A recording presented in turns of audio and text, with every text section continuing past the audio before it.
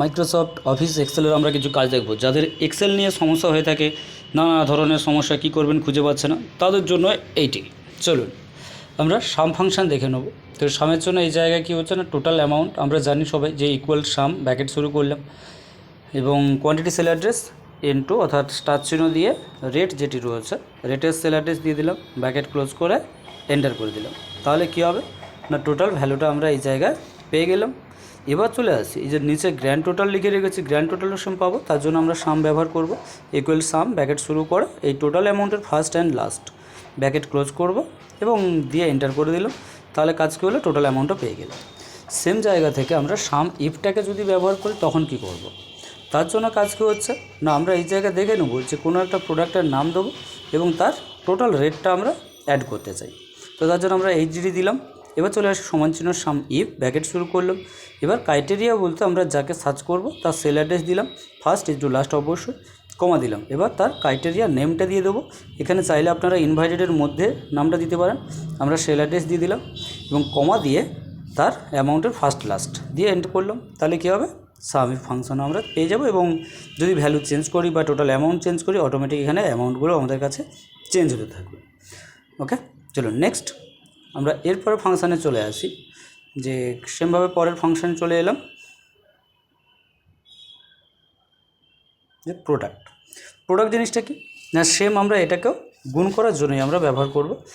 তাহলে সমান চিহ্ন প্রোডাক্ট দিলাম, ব্র্যাকেট শুরু করলাম, সেমভাবে quantity sell address and rate sell address দিয়ে দিলাম, দিয়ে ব্র্যাকেট ক্লোজ এন্টার করলাম। তাহলে কী হবে, আমাদের কাছে প্রোডাক্টেও আমরা এরকমই গুণ করতে পারি। যেটা আমরা সাম ব্যবহার করি সেটা না করে প্রোডাক্টে কাজ করতে পারবেন আপনারা। তো চলুন নেক্সট চলে আসি ম্যাক্স। আমরা জানি ম্যাক্স ফাংশন দিয়ে আমরা সবথেকে বেশি নাম্বার সার্চ করতে পারি।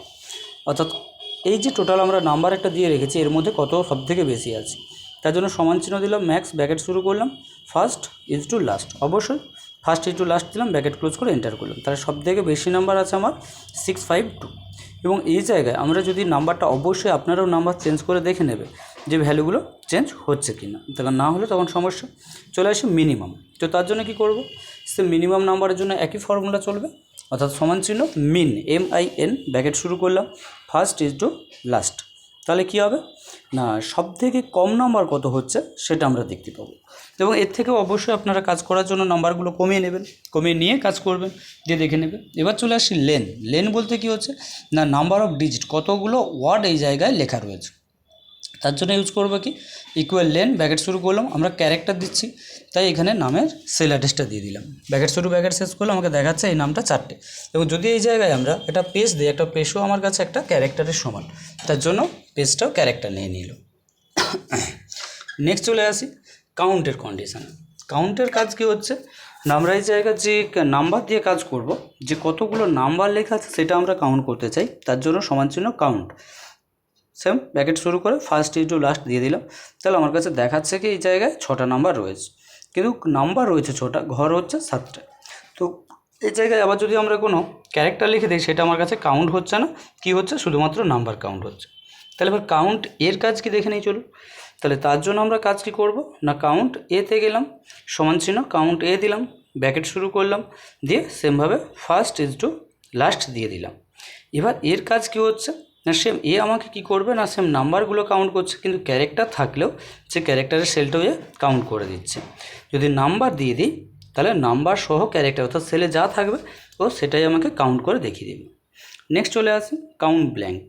এর কাজ কি না, আমরা ব্ল্যাঙ্ক ঘর কতগুলো রয়েছে সরাসরি সেটা আমাকে দেখিয়ে দেবে, তার জন্য কাউন্ট ব্ল্যাঙ্ক লিখলাম। সেমভাবে এখানে একটা স্যালারির ফার্স্ট ইজ টু লাস্ট দিয়ে দিলাম, দিয়ে ব্র্যাকেট ক্লোজ করে এন্টার করলে আমার দেখাচ্ছে একটি ঘর ব্ল্যাঙ্ক রয়েছে। এরকমভাবে আপনারা কাজ করতে পারবেন। আরও একটা দিলাম তাই 2 দেখাচ্ছে।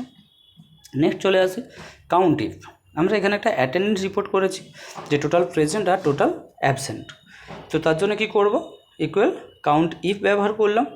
তো এই জায়গায় কি করব না, সমান চিহ্ন কাউন্ট ইফ দিয়ে ব্র্যাকেট শুরু করলাম।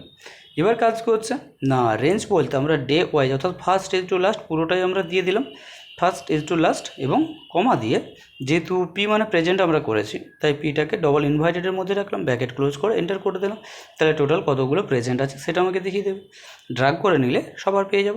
সেমভাবে পরেরটাতে আমরা টোটাল অ্যাবসেন্ট, তাহলে সেম একই ফর্মুলা, কাউন্ট ইফ ব্র্যাকেট শুরু করে নিলাম, দিয়ে ফার্স্ট ইজ টু লাস্ট আমরা ব্যবহার করব অবশ্যই, দিয়ে অ্যাবসেন্টের জন্য আমরা এ রেখেছি, তাই ইজ টু দিয়ে কমা দিলাম, ইনভার্টেডের মধ্যে এ লিখে দিলাম, ব্র্যাকেট ক্লোজ এন্টার। তো এই জায়গায় অ্যাবসেন্ট কোনো কিছু নেই, তো 0 দেখাচ্ছে, যারা অ্যাবসেন্ট থাকছে তাদেরকে দেখাচ্ছে। এবং অবশ্যই আপনারা ভ্যালুগুলোকে চাইলে চেঞ্জ করবেন, পি আর এ অবশ্যই চেঞ্জ করবেন, চেঞ্জ করে নিয়ে এটাকে দেখে নেবেন।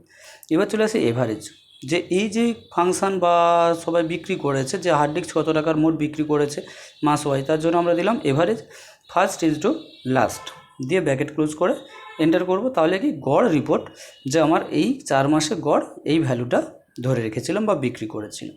সো ড্রাগ করে দিলে সবার সেমভাবে আমরা জিনিসটাকে দেখতে পেয়ে যাবো যে গড় কত হচ্ছে। এবার সেমভাবে বাড়তে পারে, বিজনেস কমতে পারে, যে যেমন হবে সেরকম জিনিসটা হলে আমাদের দেখাই যাবে। এবার চলে আসি প্রপার কেস। প্রপার কেস বলতে কি হচ্ছে, আমরা এই যে ক্যারেক্টারগুলো লিখে রেখেছি সব ছোটো হাতে, আমি চাইলাম এই ক্যারেক্টারগুলোকে প্রপার কেস বলতে, যে যেমনভাবে হয় যে ক্যারেক্টার কাটা কাটা ক্যারেক্টারের প্রথম লেটারগুলো বড় হাতের হবে। তো তার জন্য আমরা প্রপার দিয়েও সেল অ্যাড্রেসটা দিয়ে দিলাম। এখানে দেখুন অমিত মাইতি ছিল, তো অমিতের এ এবং মাইতির এমটা বড় হাতে দেখিয়ে দিচ্ছি।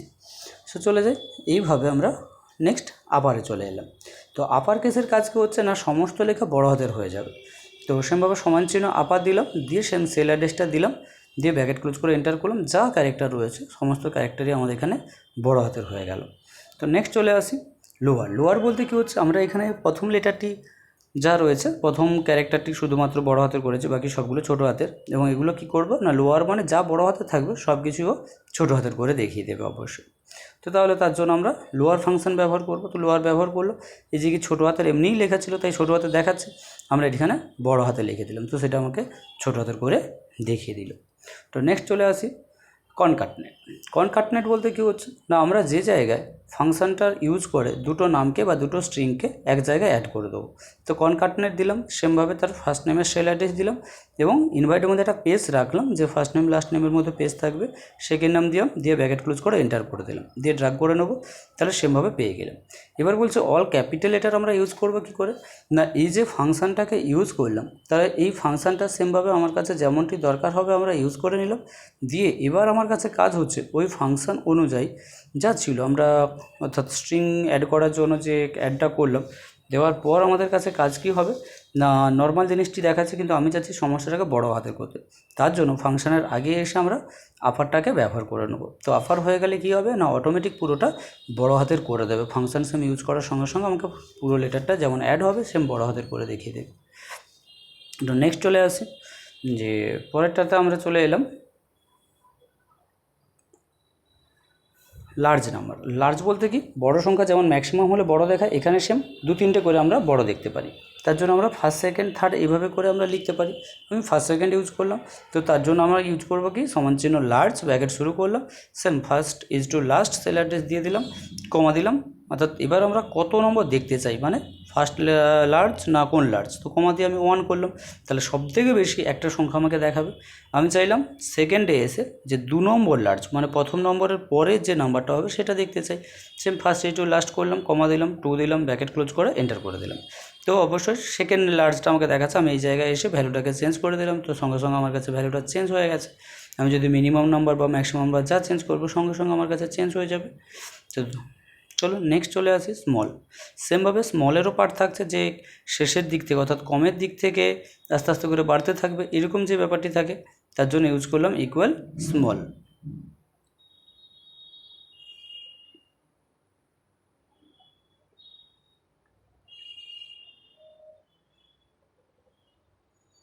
আমরা ব্যবহার করলাম ইকুয়াল স্মল, ব্র্যাকেট শুরু করলাম, ফার্স্ট ইজ টু লাস্ট দিয়ে দিলাম, কমা দিলাম। এবার কত নম্বর দেখতে চাই না, সেম 1 নম্বর, তো কমা দিয়ে 1 দিলাম, ব্র্যাকেট ক্লোজ করে এন্টার করলাম, তাহলে সবথেকে কম সংখ্যা যেটা রয়েছে সেটি দেখালো। এবং 2 নম্বরে আমি দেখতে চাচ্ছি যে এর পরের বড় সংখ্যা, অর্থাৎ নিচের দিকে এলে এটি বড় দেখাবে, তাই কমা দিয়ে আবার 2 ব্যবহার করলাম, ব্র্যাকেট ক্লোজ করে এন্টার করলাম, তাহলে এর থেকে একটু বড় সংখ্যা এই ভ্যালুটা রয়েছে। তো এইভাবে এটি আমরা ব্যবহার করতে পারি। চলো নেক্সট চলে আসি আমরা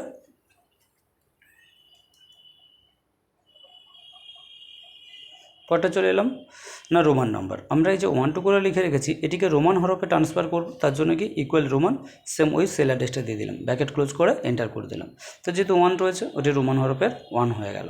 এবং ড্রাগ করে নিই, সবগুলো অটোমেটিক আমরা দেখতে পাবো, বা যাদের যা ভ্যালু দরকার আছে সে ভ্যালুগুলো আস্তে আস্তে করে আমরা চেঞ্জ করে নেবো, বা এই জায়গায় গিয়ে 10-এর জায়গায় আমরা যদি অন্য কিছু দিই বা যা কিছু নাম্বার রয়েছে সেই নাম্বারগুলো যদি আমরা চেঞ্জ করি, অবশ্যই আমাদের কাছে এই ভ্যালুগুলো চেঞ্জ হতে থাকবে।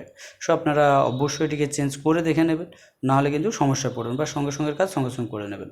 এবার চলে আসি লেফটের কাজ কী হচ্ছে না, বাম দিক থেকে কতগুলো ক্যারেক্টার আমরা দেখব সেটা হচ্ছে লেফটের ফাংশন। তো ইউজ করবো কি তার জন্য এখানে না সমান চিহ্ন দিলাম, এবং এবার কি না ফাংশানটার নামই হচ্ছে কি লেফট ফাংশান। তো আমরা তার জন্য ইউজ করব যে সমান চিহ্ন লেফট, সমান চিহ্ন দিলাম, লেফট ব্র্যাকেট শুরু করলাম, দিয়ে সেম ওই সেল অ্যাড্রেসটা দিয়ে দিলাম। এবার কতগুলো লেটার আমরা দেখব, তো আমি যদি 2 চাই 2 দেবো, 4 চাই 4 দেবো, তো যা দেবো সেটা আমাকে অটোমেটিক শো করাবে। তো আমি এখানে ইউজ করলাম কমা দিয়ে সংখ্যা দেবো, যে ক্যারেক্টারটা আমরা দেখতে চাই সেটি দেবো। তো আমরা লেফট ব্যবহার করলাম এবং এই জায়গায় কমা দিয়ে দিলাম, কমা মানে কি পরের স্টেজের জন্য দিয়ে 2 দিলাম, তাহলে আমাকে বাম দিক থেকে 2টো লেটার আমাকে দেখিয়ে দিচ্ছে। সেম ড্র্যাগ করলাম, অবশ্যই সবার যা রয়েছে সবার আমাকে 2টো করে ক্যারেক্টার দেখিয়ে দিলাম। তো নেক্সট চলে আসি রাইট মানে কি হচ্ছে না ডান দিক থেকে কতগুলো লেটার দেখতে চাই, সেমভাবে সেটিও আমাকে ব্যবহার করতে হবে। তাহলে আমরা দিলাম সেম ইকুয়াল রাইট ব্র্যাকেট শুরু করলাম, সেম যে সেল অ্যাড্রেসটার ওপর কাজ করব সেই সেল অ্যাড্রেসটা দিয়ে দিলাম, বা যাকে দেখতে চাই তার সেল অ্যাড্রেস দিলাম, দিয়ে কমা দিলাম, কমা দিয়ে কতগুলো ক্যারেক্টার দেখতে চাই সেটা দেবো। তো তার জন্য আমরা দিয়ে দিলাম 4, তাহলে আমাকে দেখাবে কি বাম দিক থেকে 4টা লেটার আমাকে দেখিয়ে দেবে। তো সেমভাবে ড্রাগ করে দিলাম, অবশ্যই সবার জিনিসটা আমরা পেয়ে যাব। নেক্সট চলে আসে নাও মানে কি এই মুহূর্তে আমরা ডেট টাইম সিস্টেমে যা দেখতে চাই সেটা হচ্ছে কি আমাদের কাছে নাও। তো তার জন্য আমরা কি করব না কিছু অংশটাকে মার্জ করে নিলাম যাতে আমাকে একটু বড় করে দেখায়, এবং এই জায়গায় আমরা লিখব কি যে নাও ফাংশনটাকে ব্যবহার করব। তো নাওয়ের জন্য কি করব না আমরা সেম এখানে যেহেতু ফাংশন দেখব তাই ব্র্যাকেট শুরু সমান চিহ্ন দিলাম, দিয়ে নাও লিখলাম, ব্র্যাকেট শুরু করলাম, দিয়ে ব্র্যাকেট শেষ করে এন্টার করলাম। তাহলে কি অবশ্যই আমাকে এই মুহূর্তের সিস্টেমের ডেট অ্যান্ড টাইম সহ আমাকে পুরো জিনিসটা দেখিয়ে দেবে। তো নেক্সট চলে আসি টুডের কাজ কি না আমরা জানি আজকের যে ডেটটি রয়েছে সেই ডেটটি দেখানোর জন্য আমরা ইউজ করব কি টুডে। তো তার জন্য আমরা ব্যবহার করলাম কি টুডে। এখানে বলছে আমরা কি না ইয়েস্টারডে ইউজ করব, মানে আগের যে দিনটি চলে গেছে সেই দিনটি কি ছিল আমরা সেটা ব্যবহার করব। তো তার জন্য আমরা এই জায়গায় ইউজ করলাম কি না সমান চিহ্ন টুডে ব্র্যাকেট শুরু করলাম, দিয়ে কী দেবো যে যেহেতু রিসেন্ট ডেট দেখাচ্ছে আমরা কি করব না আগের দিন দেখব, তার জন্য কি করব না এতে যেহেতু আগে হয়ে গেছে তাই -1 দিলাম, তাহলে আমাকে দেখাচ্ছে 1/9, ওকে 1/9/2024। এবং টুডে ইউজ করলে শুধুমাত্র টুডে দিলাম, ব্র্যাকেট শুরু করে ব্র্যাকেট শেষ করে দেবো। আচ্ছা সরি আমি অন্য শিটে চলে এলাম, তো চলে আসি আমরা যে অন্য সিটে চলে এসেছিলাম, আমরা ঠিক করে কন্ডিশন লিখে নিই। তো সমান চিহ্ন টুডে ব্র্যাকেট শুরু ব্র্যাকেট শেষ, তাহলে 2 তারিখ আমাকে দেখাচ্ছে, যেহেতু 2 তারিখ আমরা ভিডিওটি তৈরি করেছিলাম। নেক্সট চলে আসি টুমোরো, অর্থাৎ গতকালকে যে দিনটি হবে, অর্থাৎ 2 তারিখের পরে যে 3 তারিখ আসবে সেটি কীভাবে দেখাবো। তাহলে সমান চিহ্ন টুডে সেম ব্র্যাকেট শুরু ব্র্যাকেট শেষ করলাম, +1 যেহেতু নেক্সট দিন হবে তাই +1 দিলাম, তাহলে আমাকে দেখাচ্ছে 3/9/2024। তো চলে আসি নেক্সটটাতে যে টাইম, আমরা এই জায়গায় যেমনভাবে টাইম ইউজ করে থাকি সেই টাইম ফাংশানের জন্য আমরা টাইম ইউজ করব, যে আমি শুধুমাত্র এই জায়গায় টাইম থেকে দেখে নিতে চাই। তো ইকুয়াল টাইম দিলাম, ব্র্যাকেট শুরু ব্র্যাকেট শেষ করব। আচ্ছা আমরা ডেট টাইমটাকে অবশ্যই এই জায়গায় দিয়ে নেব, তো না হলে সরাসরি তো দেবে না।